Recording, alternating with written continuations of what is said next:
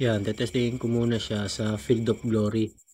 Parehas lang siya sa Ace Arena. Ganito lang rin ang process.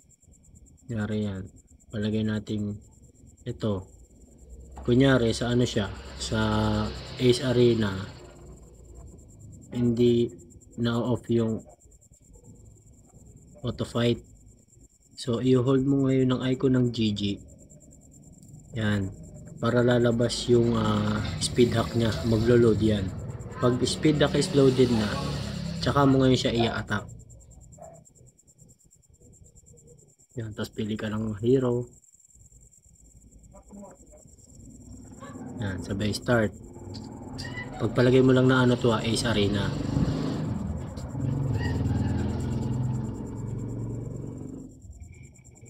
Tapos yan. Antay mo mag-load.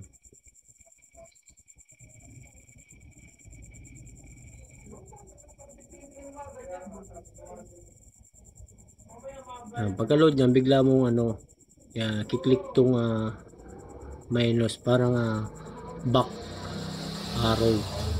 Yan, para slow mo siya. Then kiklik mo yung HP nung, search mo yung value ng HP ng kalaban. 739546.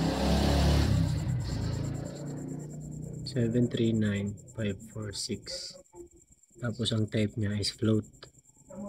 Sabay nyo search.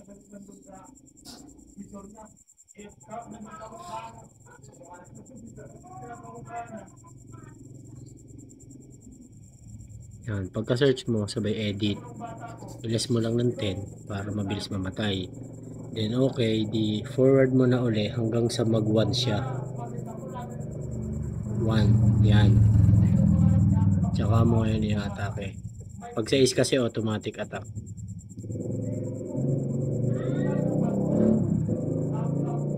Yan. Ganyan lang siya.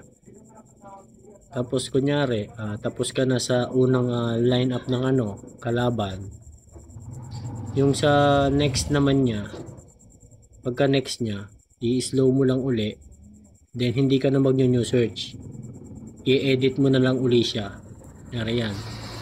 Kunyari yung pangalawang kalaban, nalalabas na dito yung value. I-edit mo na lang siya ulit.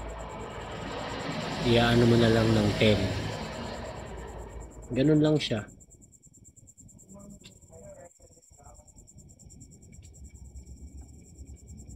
Yan na. Sige, adios.